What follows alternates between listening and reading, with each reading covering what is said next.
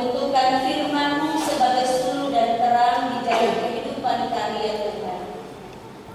Karena itu, dalam persekutuan kami dengan Tuhan memasuki minggu sengsara Tuhan Yesus yang ke-6 di pagi ini, kami rindu mendengar suara Tuhan lewat kebenaran firman-Mu. Karena itu kami mohon kepada-Mu ya Tuhan, berkati kami semua, curahkanlah Roh Kudus menguasai seluruh hati dan pikiran kami, berikan hikmat dan pengertian yang lebih bagi kami ya Tuhan, supaya baik hamba-Mu yang memberitakan, tetapi juga sekalian kami yang mendengarkan, berikan hikmat dan kemampuan lewat tuntunan kuasa Roh Kudus untuk mengerti, memahami, lalu melakukan firman ini dalam sepanjang kehidupan kami. Bersabda bagi kami ya Tuhan, karena kami telah siap mendengar apa kata firman Tuhan bagi kami di saat ini. Amin. Lukas 22 ayat 14 hingga ayatnya yang ke-38 dengan perikop penetapan perjamuan malam. Ketika tiba saatnya, Yesus duduk makan bersama-sama dengan rasul-rasulnya. Katanya kepada mereka, "Aku sangat rindu makan Paskah ini bersama-sama dengan kamu sebelum aku menderita. Sebab aku berkata kepadamu, aku tidak akan memakannya lagi sampai ia beroleh kegenapannya dalam kerajaan Allah." Kemudian dia mengambil sebuah cawan, mengucap syukur lalu berkata, "Ambillah ini dan bagikanlah di antara kamu. Sebab aku berkata kepadamu, mulai dari sekarang ini aku tidak akan minum lagi hasil pokok anggur sampai kerajaan Allah telah datang." Lalu ia mengambil roti, mengucap syukur, memecah-mecahkannya dan memberikannya kepada mereka. Katanya, "Inilah tubuhku yang diserahkan bagi kamu. Perbuatlah ini menjadi peringatan akan kamu." Demikian juga dibuatnya dengan cawan sesudah makan. Ia berkata, "Cawan ini adalah perjanjian baru oleh darahku yang ditumpahkan bagi kamu. Tetapi lihat, tangan orang yang menyerahkan aku ada bersama dengan aku di meja ini. Sebab Anak Manusia memang akan pergi seperti yang telah ditetapkan, akan tetapi celakalah orang yang olehnya ia diserahkan." Lalu mulailah mereka mempersoalkan siapa di antara mereka yang akan berbuat demikian. Percakapan waktu perjamuan malam. Terjadilah juga pertengkaran di antara murid-murid Yesus. Siapakah yang dapat dianggap terbesar di antara mereka? Yesus berkata kepada mereka, "Raja-raja bangsa-bangsa memerintah rakyat mereka, dan orang-orang yang menjalankan kuasa atas mereka disebut pelindung-pelindung. Tetapi kamu tidaklah demikian, melainkan yang terbesar di antara kamu hendaklah menjadi sebagai yang paling muda dan pemimpin sebagai pelayan. Sebab siapakah yang lebih besar, yang duduk makan atau yang melayani? Bukankah dia yang duduk makan? Tetapi aku ada di tengah-tengah kamu sebagai pelayan. Kamulah yang tetap tinggal sama-sama dengan aku dalam segala pencobaan yang aku alami. Dan aku menentukan hak-hak kerajaan bagi kamu, sama seperti Bapakku menentukannya bagiku, bahwa kamu akan makan dan minum semeja dengan aku di dalam kerajaanku, dan kamu akan duduk di atas takhta untuk menghakimi ke-12 suku Israel. Simon, Simon, lihatlah, iblis telah menuntut untuk menampi kamu seperti gandum. Tetapi aku telah berdoa untuk engkau supaya imanmu jangan gugur, dan engkau, jikalau engkau sudah insaf, kuatkanlah saudara-saudaramu." Jawab Petrus, "Tuhan, aku bersedia masuk penjara dan mati bersama-sama dengan engkau." Tetapi Yesus berkata, "Aku berkata kepadamu, Petrus, hari ini ayam tidak akan berkokok sebelum engkau 3 kali menyangkal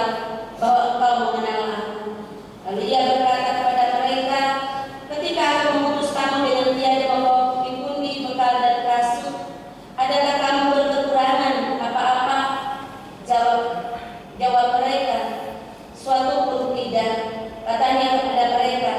Tapi sekarang ini siapa yang mempunyai pundi-pundi, hendaklah ia membawanya, demikian juga yang mempunyai bekal. Dan siapa yang tidak mempunyainya, hendaklah ia menjual jubahnya dan membeli pedang. Sebab aku berkata kepada kamu bahwa nas kitab suci ini harus digenapi padaku. Ia akan terhitung di antara pemberontak-pemberontak, sebab apa yang tertulis tentang aku sedang digenapi. Kata mereka, Tuhan, ini 2 pedang. Jawabnya, sudah cukup. Demikian firman Tuhan. Yang disebut berbahagia ialah semua kita yang mendengarkan firman Tuhan, memelihara serta melakukannya dalam kehidupan hari lepas hari. Bapak Ibu jemaat yang Tuhan Yesus Kristus kasihi, Shalom. Selamat pagi. Saya percaya bahwa hari ini semua kita yang hadir dalam rumah Tuhan ini adalah orang-orang yang berbahagia. Amin. Kenapa saya bilang berbahagia? Karena kita telah memilih yang tepat. Kita telah memilih untuk meninggalkan segala kesibukan kita. Kita boleh mengambil bagian yang tepat untuk ada bersama-sama dalam persekutuan yang memuliakan Tuhan di pagi ini. Dari bagian firman Tuhan yang kita baca saat ini dari Injil Lukas pasal 22 ayat 14 hingga ayat yang ke-38, kita akan renungkan dengan tema ciri-ciri menjadi murid Tuhan. Bapak Ibu jemaat yang Tuhan Yesus Kristus kasihi, jika ada seorang guru, maka ada pula seorang ataupun ada pula murid-murid. Guru mengajar, murid menerima pengajaran. Guru memberi petunjuk, murid mengikuti petunjuk yang diberikan oleh guru. Guru mengarahkan, murid mengikuti arahan yang disampaikan oleh gurunya. Guru itu digugu dan ditiru. Artinya, menjadi seorang guru memang tidak selalu mudah, karena seorang guru haruslah bisa menjadi contoh dan teladan yang baik bagi murid-muridnya. Bagaimana dengan guru agung kita, Yesus Kristus? Namanya saja guru agung, maka Yesus telah menjadi teladan seorang guru bagi murid-muridnya. Yang kini menjadi perhatian kita adalah para murid Yesus yang ada sekarang ini. Apa dan bagaimana seharusnya ciri menjadi murid Tuhan? Karena itu, untuk memahami ciri murid Tuhan itu, mari kita bersama melihat pembacaan kita yang telah kita baca saat ini. Dalam terjemahan Lembaga Alkitab Indonesia, Lukas 22 ayat 14 sampai 38 dibagi menjadi 2 bagian yang tadi telah kita baca, dan 2 perikop yang berjudul penetapan perjamuan kudus dan percakapan waktu perjamuan kudus. Memang mungkin terasa aneh untuk membahas ciri-ciri murid Tuhan berdasarkan 2 perikop ini. Tetapi kalau kita melihat secara jeli, maka kita dapat melihat dan menemukan bahwa ada 3 ciri yang bisa kita dapati di dalam bagian firman Tuhan yang kita baca saat ini. Bapak Ibu jemaat yang Tuhan Yesus Kristus kasihi, keseluruhan pembacaan kita di saat ini dibagi menjadi beberapa bagian. Yang pertama ayat 14 hingga ayat 16 berbicara tentang seorang murid selalu bersama-sama dengan sang guru. Perhatikan bahwa sebagai guru agung, Yesus selalu bersama-sama dengan rasul-rasul yang adalah murid-muridnya. Ayat-ayat ini menunjukkan bahwa inisiatif untuk selalu bersama itu berasal dari Yesus. Dan kewajiban para murid adalah meresponi inisiatif sang guru dengan selalu bersama-sama dengannya. Di ayat yang ke-17 hingga ayat yang ke-18 berbicara tentang seorang murid mengucap syukur atas segala sesuatu dan bersedia berbagi berkat dengan sesama. Meski cawan sering diidentikan dengan simbol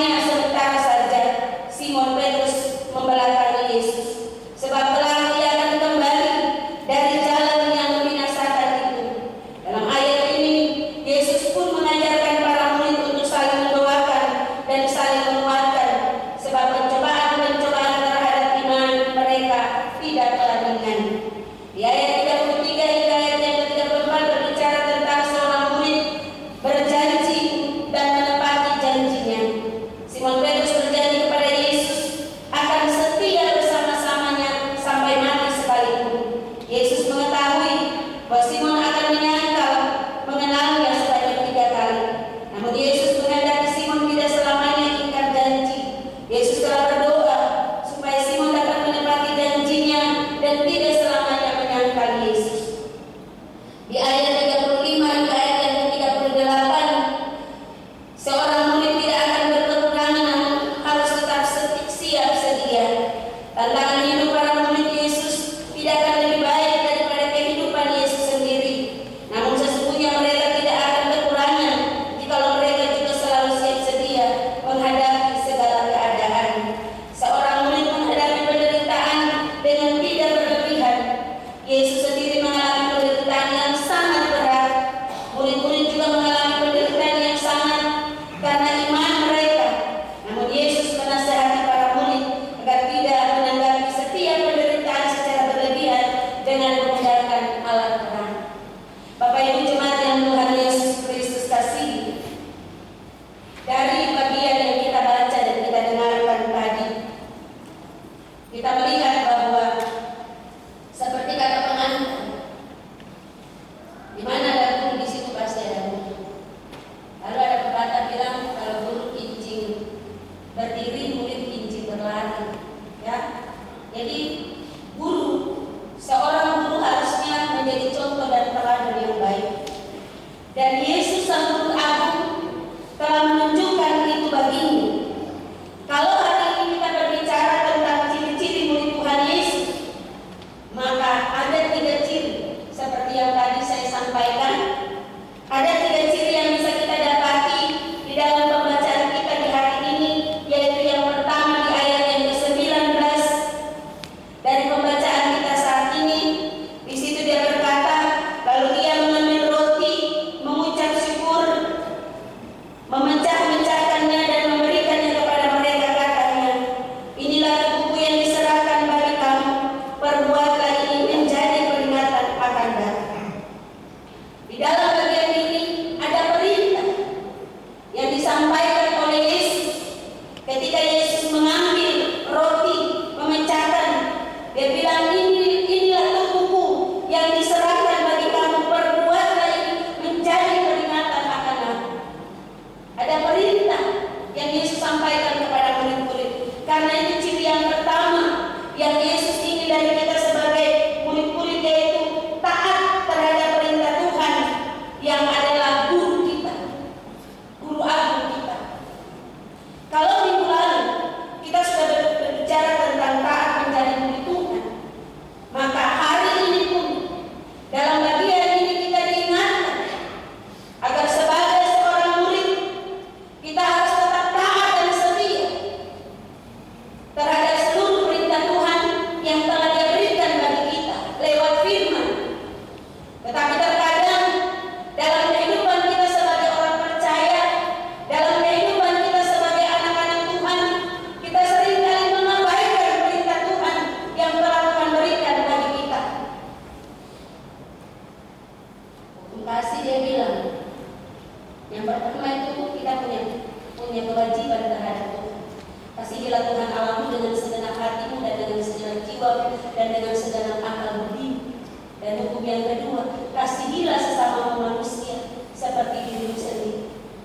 Ini perintah yang harus kita lakukan. Tetapi terkadang dalam kehidupan kita sebagai anak-anak Tuhan, perintah ini seringkali kita abaikan, kita lalaikan, kita lupakan.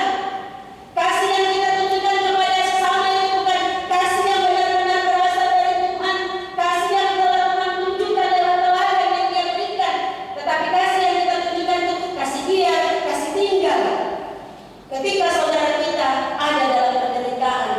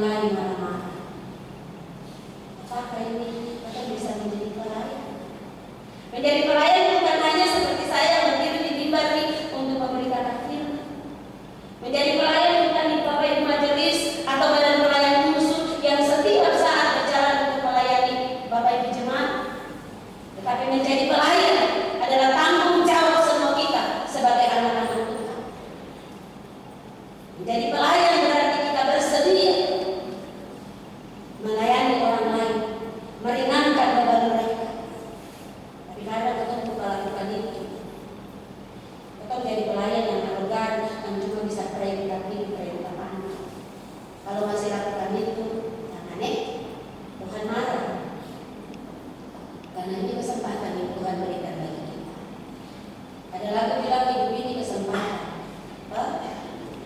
Jadi kalau Tuhan kasih kesempatan bagi kita untuk menjadi seorang pemimpin, jadilah pemimpin yang melayani. Jadilah pemimpin yang melayani dengan penuh kerendahan hati. Belajarlah dari teladan yang telah Yesus berikan bagi kita, supaya dimanapun kita ada, kita tetap menjadi pelayan. Yesus bilang dia datang bukan untuk dilayani, tapi untuk melayani. Tapi kalau kita sudah jadi pemimpin, kita paling bangga kalau kita datang lalu orang kasih kita duduk di tempat dulu yang beda dari yang lain. Tidak ada di jemaat ini, di jemaat lain boleh. Iya. Ada acara di gereja yang pejabat kursi itu lo kasih kursi yang paling bagus, lalu jemaat ini lo kasih kursi biasa yang baru-baru ini atau dulu. Padahal yang punya tambah itu tahu. Tapi lo kasih datang dulu di tambah yang keras-keras, lalu yang datang yang lo anggap pejabat itu lo kasih dulu di kursi yang empuk. Dalam gereja ini sebenarnya seharusnya tidak boleh ada perbedaan. Ada pepatah bilang duduk sama rendah, berdiri sama tinggi. Harus demikian. Tapi kadang orang yang bikin itu, kadang yang bikin blok-blok itu dalam jemaat. Oh dia ini pejabat, jadi kan harus tampil tanpa sendiri. Kalau kan di sini tidak terlihat, tapi kalau di Ambon, Bapak Ibu kalau masuk di Ambon, di gereja di Ambon, di saya punya jemaat atau di saya punya suami punya kamu gitu. Bapak Raja dan dia punya segala macam teknik itu tambah sendiri. Guru-guru lo tambah sendiri. Lalu yang jemaat ini udah tahu gitu. Jadi kalau kita memang tetap yang tak tahu dari kali, saya kalau masuk gereja paling suka duduk paling depan. Kalau saya tidak duduk di depan, saya terlalu mau duduk di belakang. Saya paling suka duduk kalau bisa di depan ini juga. Jadi pernah sekali saya masuk di kampung, saya duduk paling depan. Lalu dia datang dan bilang begini, ada yang tidak dengan saya karena memang saya keluar dari SD kelas 3 dan tamu. Jadi datang begini, ibu minta maaf di sini Bapak Raja menyola dengan apa saya mengenal apa. Saya dalam hati, ibu saya di sini bukan siapa-siapa, tapi kalau saya di Solo ini saya juga pendeta. Tapi saya merasa saya minta maaf ya, saya tidak tahu. Jadi saya berdiri, harus sekali. Kalau bisa pulang saya mau pulang.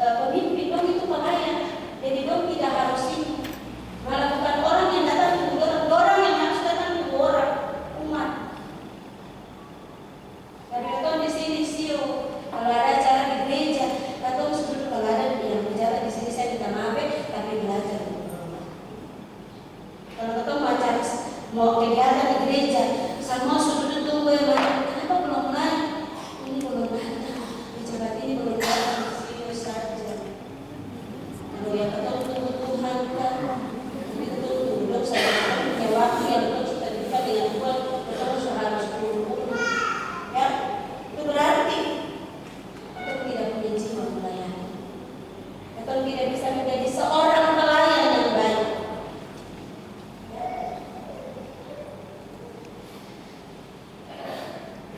Saya Bapak Ibu, kalau saya memimpin ibadah, saya paling malu kalau saya datang terlambat. Jadi kalau saya punya jemaat, saya pelayan firman di Jemaat Kalvari, dari kilometer 9,5. Kalau saya mau pimpin ibadah, paling lambat itu setengah jam saya selalu ada di gereja. Jadi kalau saya pimpin ibadah menjadi orang cepat. Ini yang pimpin bukan pendeta jemaat, ini ibu pendeta Mahuleti, orang itu tidak pernah molor-molor waktu, dia tetap kompak. Karena mungkin saya sudah terbiasa bekerja dengan waktu. Guru itu 7:30 sudah berdiri di depan kelas. Jadi karena saya sudah terbiasa disiplin waktu, jadi saya juga harus tetap pegang. Saya mau menjadi contoh pelayan yang baik, pelayan yang benar-benar melayani. Jadi kalau kita mau menjadi pemimpin, jadilah pemimpin yang melayani. Melayani dengan penuh kerendahan hati. Jangan ada perbedaan di antara kita. Jadi pemimpin itu bukan harus tinggi dari yang lain, tetapi hendaknya kita bisa merangkul, menjadi sahabat bagi mereka. Karena Yesus kalau menunjukkan itu bagi kita. Dan ciri murid Tuhan yang ketiga kita bisa lihat di ayat 31 hingga ayatnya yang ke-33. Simon, Simon, lihatlah iblis telah menuntut untuk menampi kamu seperti gandum, tetapi aku telah berdoa untuk engkau supaya imanmu jangan gugur. Dan engkau, jikalau engkau sudah insaf, kuatkanlah saudara-saudaramu. Jawab Petrus, Tuhan, aku bersedia masuk penjara dan mati bersama-sama dengan engkau. Ciri yang ketiga dari seorang murid Tuhan adalah memiliki iman yang kuat, iman yang teguh. Simon tidak menunjukkan, karena itu Tuhan memperkenalkan dia. Bapak Ibu, terjadi dalam kita punya hidup sebagai orang percaya. Untuk mencapai apa yang kita inginkan, untuk memperoleh apa yang kita inginkan, kita menghalalkan segala cara. Ya? Kita menghalalkan segala cara. Kita bikin sendiri kayak super mie, instan. Yang kalau sudah lapar datang tinggal buka taruh di mangkok atau gelas, lalu siram air panas dan termos atau dispenser, tunggu 5 menit jadi makan. Sering kali sebagai anak Tuhan, untuk mencapai apa yang kita inginkan, kita ingin kayak mie instan, atau mau dengan cara yang cepat, sekalipun cara itu tidak benar, tidak dikehendaki oleh Tuhan. Tetapi firman Tuhan mengingatkan kepada kita supaya kita memiliki iman yang teguh, iman yang kuat, supaya walaupun ada tawaran yang datang kepada kita yang menggiurkan, yang mengiming-imingi kita dengan kedudukan yang tinggi, asalkan kita mau melakukan apa yang mereka perintahkan, sekalipun itu tidak sesuai dengan yang sebenarnya, atau ikut saja. Tapi kalau kita punya iman yang kuat, iman yang teguh, maka segala yang tidak akan kita lakukan. Karena kalau kita mau lakukan, kita ingat Tuhan, kita takut Tuhan. Jadi selain kita memiliki iman yang teguh, iman yang kuat, kita juga harus takut kepada Tuhan. Saya bilang, saya pada murid di sekolah, saya ini guru yang soal paling besar, kan Bapak Ibu? Anak-anak yang besar soal saya takut. Tapi saya paling jarang makan. Saya takut makan, karena firman Tuhan bilang, segala sesuatu yang kamu kehendaki orang perbuat kepadamu, perbuatlah juga demikian kepada mereka. Jadi saya tidak suka orang marah saya, jadi saya tidak marah. Saya tidak mau bikin orang tersinggung, karena saya tidak suka kalau orang bikin saya tersinggung. membenci karena saya tidak suka dibenci. Firman Tuhan itu yang saya pegang. Ya. Jadi kalau kita mau supaya kita punya hidup ini berjalan aman-aman, damai, bahasa orang sana bilang fine-fine saja, ya kita harus takut Tuhan. Kalau kita takut Tuhan, kita melakukan apa yang Tuhan perintahkan. Kita melakukan sesuatu yang tidak baik itu, kita ingat Tuhan. Jadi kalau orang datang, kok bikin begini, saya kasih kok jabatan, tapi kok harus begini. Pikir-pikir dulu, kalau itu tidak baik, ya sudah, saya jadi bawahan. Yang penting saya tidak melanggar apa yang Tuhan perintahkan. Tapi kadang ketemu ini, kalau ketemu yang ditanya begitu pasti mau saja, yang penting jadi pemimpin loh. Karena berpikir jadi pemimpin itu enak. Jadi pemimpin itu selain ini banyak dengan itu. Kalau foto sekarang suka bikin itu, ibu-ibu itu paling hobi kalau foto. Ini apa? Uang. Kalau yang terima saja, penting ini banyak tuh mau saja. Sekali kita terima kan harus ada. Saya mau bilang khusus ini untuk anak muda ya.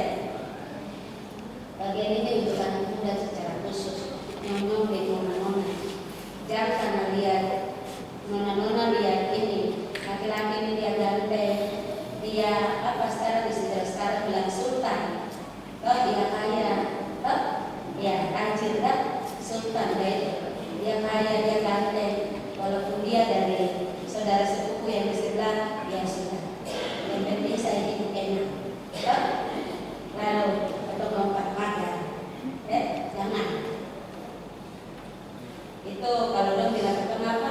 Murtad, mualaf, oh lalu itu jadi mualaf. Ingat bahwa pada akhirnya nanti semuanya akan tetap bertanggungjawabkan hadapan Tuhan. Amin. Yang laki-laki juga demikian. Dia karena dia ini terlalu cantik, kalau saya terhadap dia ini cantik, jadi dia sudah biar saya gimana jadi saya dia ada istri cantik. Terus saya tak jarang orang dia kok gak apa, tapi juga itu cantik sampai. Hari ini kita bangga dengan apa yang kita peroleh, tapi nanti kita harus mempertanggungjawabkan semua yang dihadapan. Karena itu milikilah iman yang kuat dan teguh, supaya kita kuat dalam menghadapi berbagai tantangan dalam hidup ini. Jadilah murid-murid Tuhan yang taat dan setia, yang terus ada bersama-sama dengan Tuhan, meneladani apa yang telah Tuhan berikan bagi kita, supaya kita punya hidup ini bisa berbahagia. Ada lagu sekolah minggu bilang, cari apa di dalam dunia? Cari dunia pasti binasa, cari Yesus yang penuh cinta. Jangan tuh kejar harta dunia ini, karena harta dunia ini akan hanya bersifat sementara, tetapi cari harta di surga, supaya dengan harta itu kita akan memiliki kehidupan kekal bersama-sama dengan Yesus. Firman Tuhan Yohanes 3 ayat 16 itu dikenali dalam hidup kita. Firman Tuhan bilang pada kita carilah Tuhan maka kamu akan hidup, tapi yang kita melakukan cari uang banyak-banyak supaya bisa hidup senang. Padahal kata Tuhan kata uang itu akan datang dari mana? Kita mau berusaha kalau kita taat setia kepada Tuhan, kita mau berusaha untuk balik di kepala itu kalau kita bilang karena ada, kita karena ada.